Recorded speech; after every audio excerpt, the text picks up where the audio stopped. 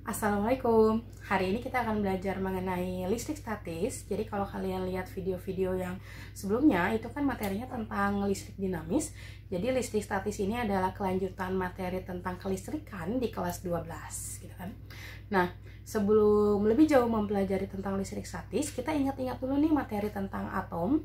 Jadi kalau misalnya lihat gambar di sini, atom itu kan dia terdiri dari inti atom yang berada di tengah, yang di dalamnya itu ada proton bermuatan positif dan partikel tidak bermuatan atau kita sebutnya neutron. Dan inti atom ini dikelilingi oleh elektron yang bermuatan negatif gitu kan ya. Nah, elektron ini bisa pindah dari satu atom ke atom yang lain. Nah, kalau kita bicara benda itu kan ada benda netral. Benda netral itu artinya jumlah muatan positif dan jumlah muatan negatifnya sama. Nah, ketika elektronnya pindah dari satu benda ke benda yang lain, maka kan akan jadi ada benda yang kekurangan elektron dan akan ada benda yang kelebihan elektron. Nah, benda positif itu artinya adalah benda yang kekurangan elektron, sedangkan benda negatif itu adalah benda yang kelebihan elektron gitu. Apa yang terjadi ketika benda bermuatan positif dan benda bermuatan negatif ini didekatkan? Maka akan terjadi interaksi. Nah, ini akan kita bahas di listrik statis. Jadi bahasa listrik statis itu ada 4. Yang pertama itu adalah gaya Coulomb, yang kedua itu adalah medan listrik, yang ketiga itu adalah energi potensial listrik, yang keempat itu adalah potensial listrik.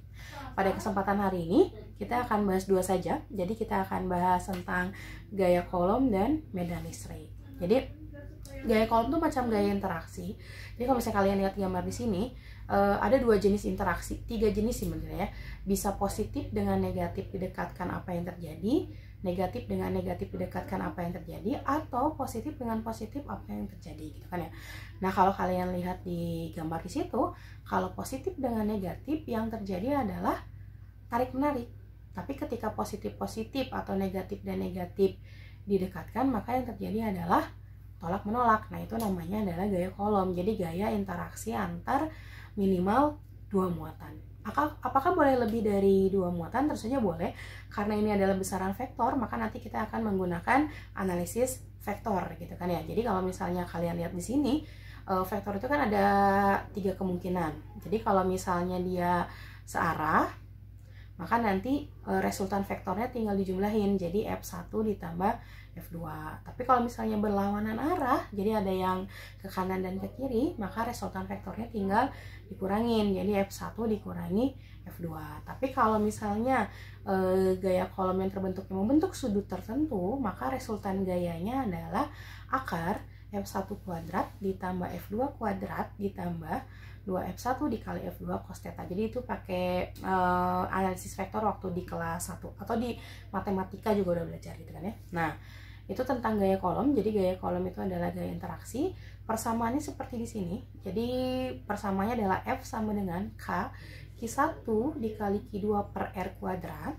Q1-nya itu adalah muatan, satuannya Coulomb. R itu adalah jarak antar muatan, satuannya meter, sedangkan K itu adalah konstanta, besarnya 9 kali 10 pangkat 9 Newton per meter. Ini persamaannya. Nah, yang kedua kita akan membahas tentang medan listrik. Medan itu artinya apa? Medan itu artinya dia area. Jadi kalau kita bicara medan listrik, itu adalah area di sekitar muatan listrik yang masih bisa mempengaruhi muatan lain. Apakah itu ditarik atau apakah itu ditolak, seperti itu ya. Nah, biasanya muatan listrik itu diibaratkan sebagai muatan positif. Jadi dia semacam muatan uji gitu. Jadi ketika ada muatan positif mendekati dia, maka dia akan ditolak. Tapi ketika ada muatan negatif yang mendekati dia, maka dia akan ditarik. Di luar daerah itu atau di luar medan, berarti itu tidak terjadi interaksi yang tadi. Itu medan listrik. Dia vektor juga, nanti ada arahnya. Jadi kalau misalnya positif itu dia arahnya radial keluar, kalau negatif itu dia arahnya radial masuk gitu kan ya. Nanti ada jenis interaksinya seperti di sini. Jadi ada positif dan negatif, maka medan listriknya masuk keluar dari positif dan masuk ke negatif, atau kalau misalnya negatif-negatif atau positif dan positif seperti pada gambar. Bagaimana dengan persamaan medan listrik? Persamaan medan listrik adalah E sama dengan K Q per R kuadrat. Q-nya sama tadi muatan dan R-nya adalah jarak. Nah, kalau kita bikin hubungan antara gaya kolom dan medan listrik, ini seperti pada di ini ya, persamaan di sini. Jadi dia dihubungin gitu, nanti dapat persamaan di situ. Jadi F itu adalah Q dikali dengan E gitu. Nah, untuk memahami aplikasi penerapan di soalnya, kita akan bahas berikutnya. Nah, untuk mengetahui aplikasi penerapannya, kita simak video berikutnya.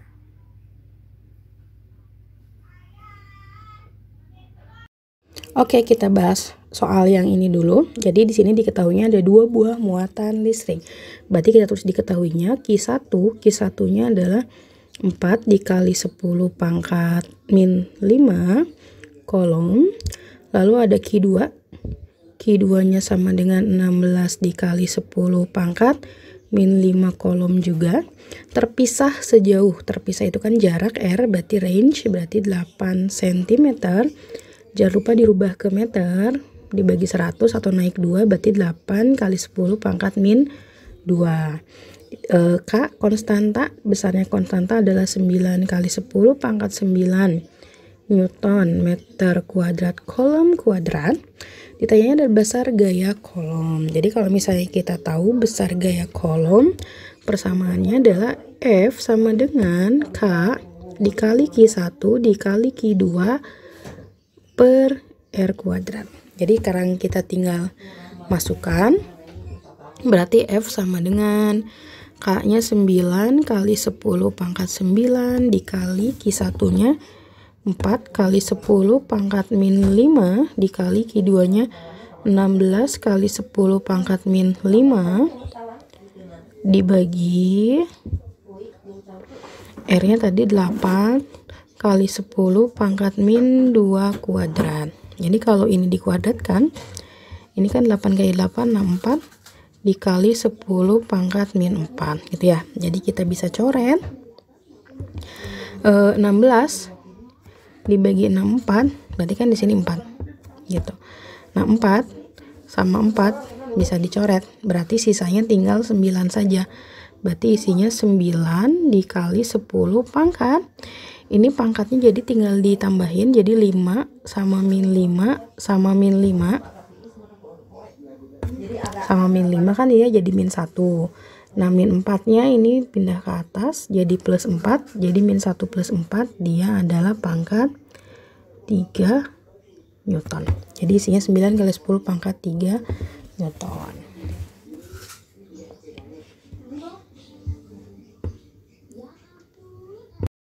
Nah, soal selanjutnya, sebuah segitiga sama sisi ABC mempunyai panjang sisi 30 apa ini ya? 30 cm mungkin ya. Apabila pada masing-masing titik sudut segitiga berturut-turut terdapat muatan listrik sebesar QA, QB, dan QC, tentukan besar gaya kolom pada titik sudut C. Jadi kita gambarkan dulu. Jadi ini ada sebuah segitiga. Ya, segitiga sama sisi. Jadi di sini ada terdapat muatan, di ujung-ujungnya ada muatan dan di ujung-ujungnya ada muatan. Katakanlah di sini namanya QA. Jadi di sini ada QA, di sini ada QB, di sini ada QC. Nah, kalau kita lihat di soal, QA itu hasil muatannya negatif, QB dan QC dia positif. Berarti kalau kita tulis ini negatif, ini positif, yang ini positif, gitu kan ya. Nah, karena ditanyanya adalah besar gaya kolom di titik C di atas, berarti kan kita mau cari resultan gaya. Karena kalau kita ngomongin gaya kolom F itu kan rumusnya K Q1 Q2 per R kuadrat. Berarti ini adalah interaksi antara dua muatan. Karena di gambar itu lebih dari 2, berarti kita cari dulu. Nah, yang pertama, misalnya C berinteraksi sama A, apa yang terjadi? Karena C-nya muatan positif dan A-nya muatan negatif, berarti kalau positif dan negatif kan tarik menarik. Berarti nanti C ditarik oleh A ke sini, yang A ditarik oleh C. Nah, ini adalah gaya kolomnya. Jadi saling tarik menarik karena positif dan negatif. Kita namakan ini F gaya kolom C ditarik oleh A, yang ini adalah gaya kolom A ditarik oleh C. Itu yang pertama. Nah, yang kedua, kita lihat interaksi antara C sama B. Karena C sama B itu dia positif dan positif, berarti dia kan saling tolak menolak. Berarti yang C ditolak oleh B, yang B ditolak oleh C, gitu kan ya.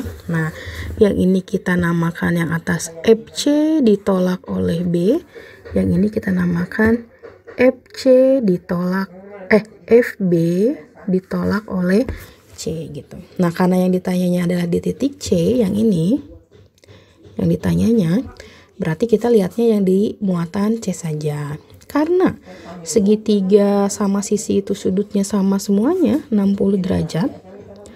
Berarti kan ini 60 derajat. Nah, berarti kan yang ini sisanya nih. Nah, ini adalah sisa sudutnya. Sisa sudut yang ini berarti 180 dikurangi 60, dia adalah 120 derajat. Nah, karena ini yang dicari itu antara resultan total, berarti antara FCB dan FCA membentuk sudut sebesar 120 derajat, berarti kita mengerjakannya pakai resultan vektor. Jadi R resultan vektor itu sama dengan akar, kan ada sudutnya ya, berarti FCB kuadrat ditambah FCA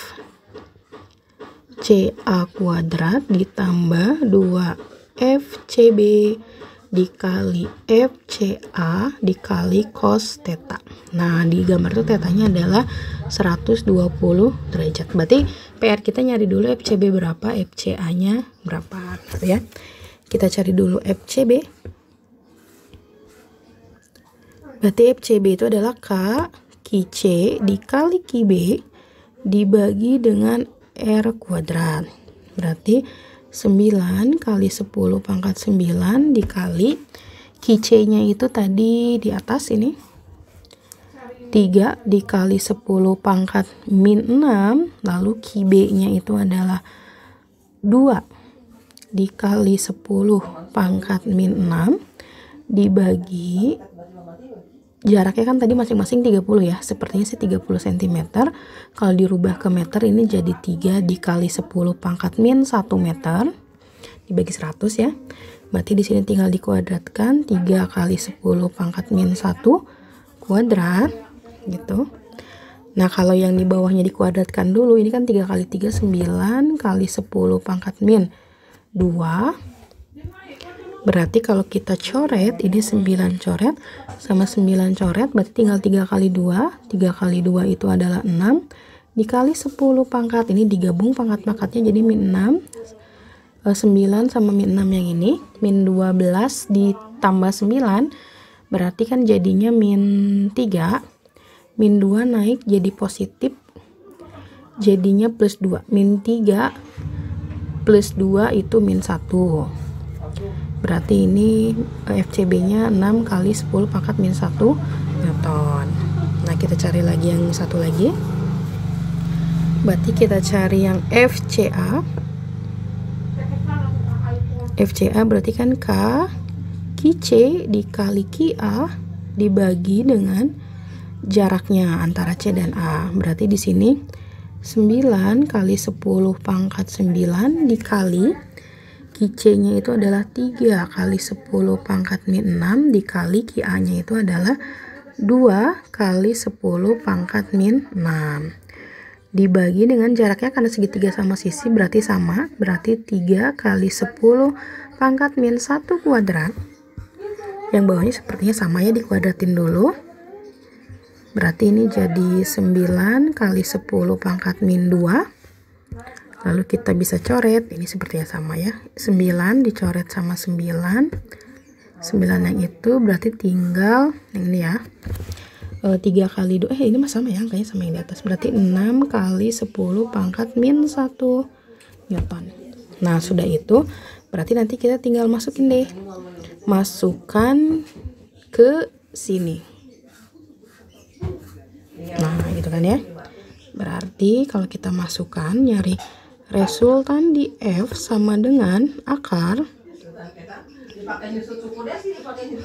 Nah, FCB-nya itu kan tadi 6 kali 10 pangkat min 1 Berarti 6 kali 10 pangkat min 1 kuadrat ditambah 6 kali 10 pangkat min 1 kuadrat dikali ditambah 2 kali 6 kali 10 pangkat min 1 dikali 6 kali 10 pangkat min 1 dikali cos, sudutnya tadi 120 berarti cos 120 derajat. Berarti dapat RF sama dengan akar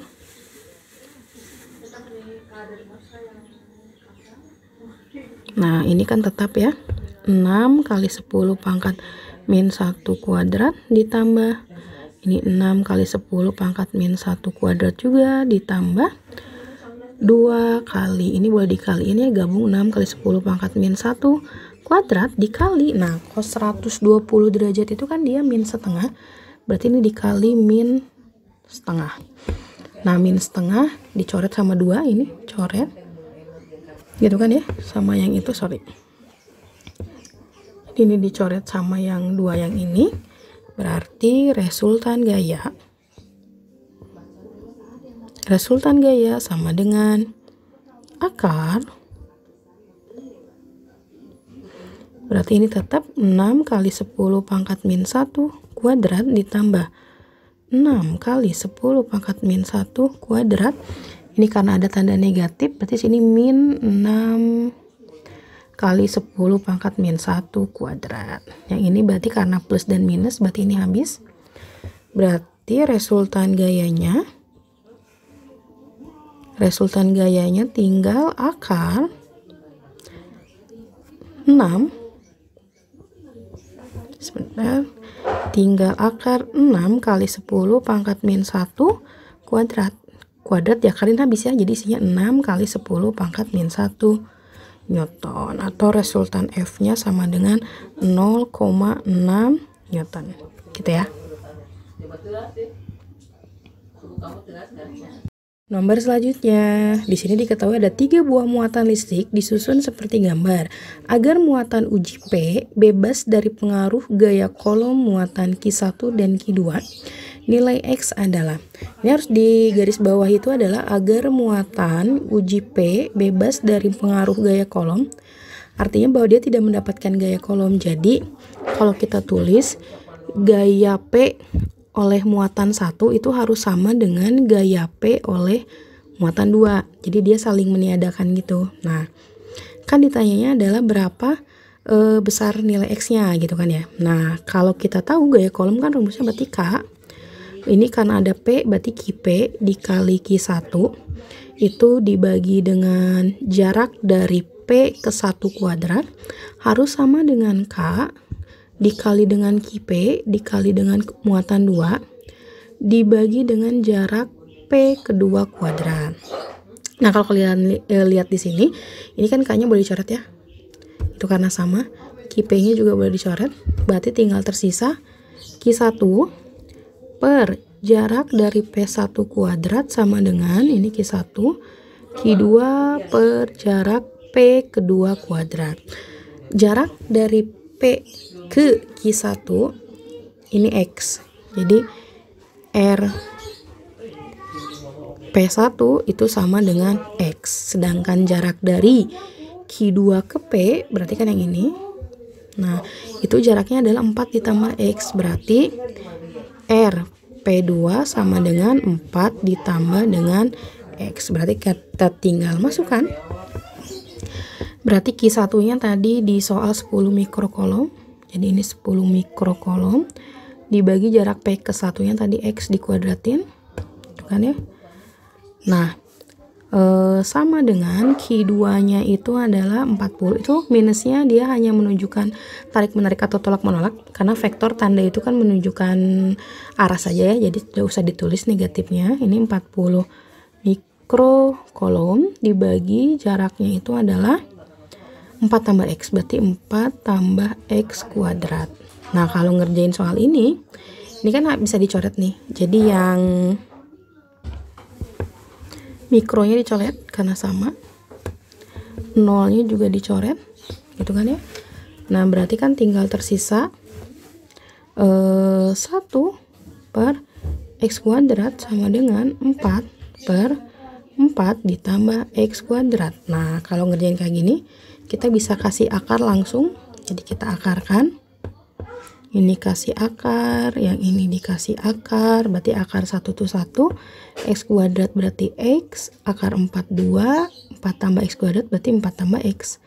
Kali silang, berarti ini 2 dikali X 2X, 1 dikali 4 tambah X, berarti ini tetap 4 tambah X. Bukan ya? Berarti ini pindah ruas, jadi 2X, ini pindah, min X sama dengan 4. Berarti X sama dengan 4 cm. Jadi jawabannya yang A. Ya. Nah, soal selanjutnya, perhatikan gambar di bawah. Bila Q1 sama dengan Q2 sebesar 10 mikrokolom dan konstantanya adalah sekian, maka besar dan arah medan listrik di titik P. Jadi harus diperhatikan kalau menggambarkan gaya kolom kan itu tergantung muatan. Jadi kalau misalnya ini kita gambar muatan gaya kolom. Jadi ini ada positif dan negatif. Apa yang terjadi maka dia akan tarik menarik. Seperti itu gitu kan ya. Kalau misalnya dia positif dan positif didekatkan maka dia akan tolak menolak gitu. Nah, beda dengan medan listrik. Jadi kalau medan listrik kan ini dia vektor juga dan dia ada arahnya. Jadi arahnya kalau di medan listrik, kalau muatannya positif, maka dia akan keluar. Itu kan, ini arahnya keluar. Keluar, tapi kalau jika dia negatif, maka dia akan ke dalam. Gitu.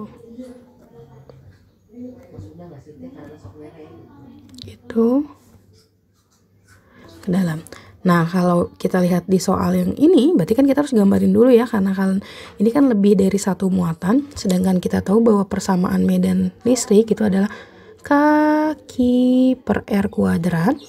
Berarti kan muatannya ada lebih dari satu, berarti pasti ini jadinya resultan gaya. Jadi resultan gaya, jadi kita gambarkan dulu. Nah, karena masing-masing muatannya adalah positif, tadi kan positif itu keluar. Jadi di P ini oleh Q1 dia akan keluar. Jadi ini panahnya itu akan ke sana.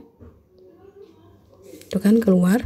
Sedangkan oleh Q2 maka dia panahnya akan sama keluar juga karena positif. Jadi oleh Q2 keluar. Nah, berarti di titik ini tuh ada dua medan. Jadi yang satu itu adalah E1 yang ini diakibatkan oleh muatan 1, yang dua adalah E2. Diakibatkan oleh muatan 2. Jadi arahnya 1 ke sini ini oleh E1 oleh muatan 1, 1 ke sini oleh muatan 2. Berarti kita cari dulu E1-nya. E1 sama dengan K-nya kan 9 kali 10 pangkat 9 dikali Q1. Q1-nya itu adalah 10 mikro. 10 mikro itu berarti 10 dikali 10 pangkat min 6. Jadi mikro itu artinya berapapun angkanya dia dikali 10 pangkat min 6 gitu ya. Dibagi jaraknya dari 1 ke P. Jaraknya berarti 6 cm dirubah ke meter. Berarti dia 6 kali 10 pangkat min 2 kuadrat. Ini kalau misalnya dikuadratin 6 kali 6 itu kan dia 36 dikali 10 pangkat min 4 gitu kan ya. Berarti kalau misalnya kita hitung 9 sama 36 ini kan bisa dicoret, dia jadi berapa? 4 di sini. Nah, 10 dibagi 4 itu kan 2,5. Berarti di sini tulis 2,5 dikali 10 pangkat gitu kan ya. 9 sama min 6 dia kan jadinya 3. 3 tambah 4 berarti kan 7. Berarti ini 7 Newton per kolom. Jadi min 4-nya nanti naik jadi dia positif gitu ya. Itu baru E1. Nah, bagaimana dengan E2? Berarti kita cari juga E2. E2 berarti K-nya kan tetapan, berarti tetap 10 pangkat 9 dikali Q2. Q2-nya sama, berarti 10 dikali 10 pangkat min 6. Gitu kan ya. Berarti 10 dikali 10 pangkat min 6 dibagi jaraknya dari 2 ke P. Jaraknya tidak 3 cm, berarti dia 3 kali 10 pangkat min 2 ke meter ya. Ini dikuadratkan. Jadi ini kalau dikuadratkan 9 kali 10 pangkat min 4 Berarti kita tinggal coret, berarti 9 sama 9, tinggal 10, berarti 10 dikali 10 pangkat 9 sama 6, ini jadi min 3, min 3 min 4 naik ke atas kan jadi plus 4, min 3 tambah 4 jadinya 7, 10 pangkat 7 Newton per kolom. Jadi karena ditanyanya resultan, karena ini resultannya ini saling bertolak belakang, jadi satu ke depan satu ke belakang, berarti resultan E-nya tinggal dikurang. Berarti yang besar dikurangi yang kecil, berarti E2 dikurangi dengan E1. Berarti sama dengan 10 kali 10 pangkat 7 dikurangi 2,5 kali 10 pangkat 7. Berarti isinya adalah 7,5 kali 10 pangkat min 7 Newton per kolom. Jadi isinya yang ini arahnya. Nah, kalau misalnya ditanya ini kan jawabannya ada A sama B. Kalau ditanya menuju itu berarti siapa yang lebih besar? Karena yang lebih besar adalah E2. Berarti yang E2 yang menang. Berarti dia menuju ini. E2 itu menuju Q1 yang ini ya. Nah, ini dia kan jalannya menuju Q1. Jadi jawabannya yang A.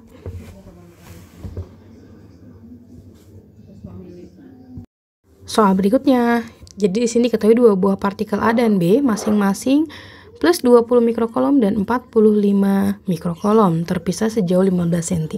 Jadi kalau kita gambarin dulu, ini ada dua muatan.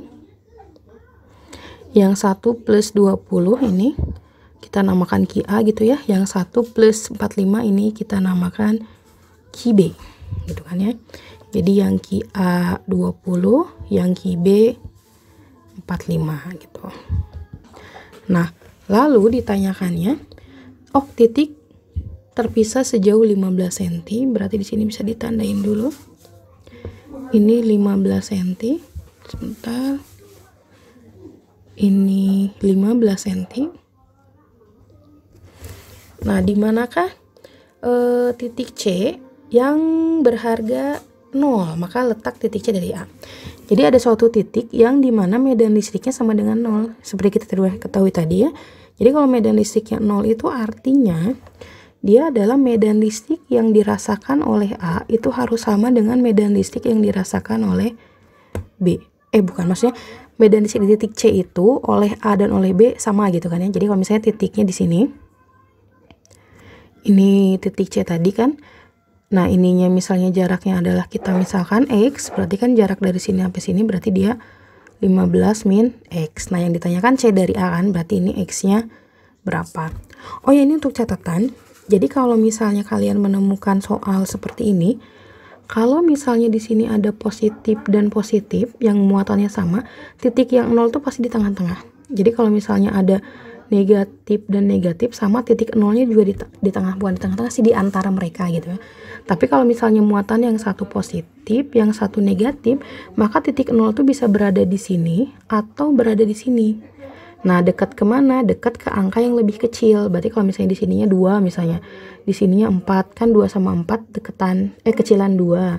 Berarti nanti titik yang 0-nya titiknya di sini gitu. Karena kebetulan ini positif dan positif, makanya langsung ditulis dia di tengah.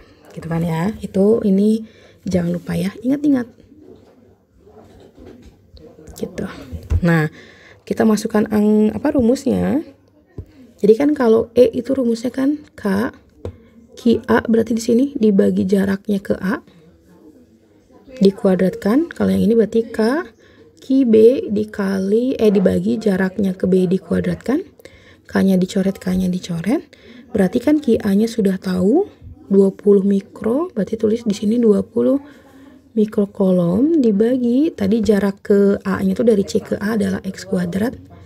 Dimisalkan X kuadrat. Kalau yang ini kan tadi 45 mikrokolom dibagi jarak dari B ke C-nya itu adalah 15 min X kuadrat.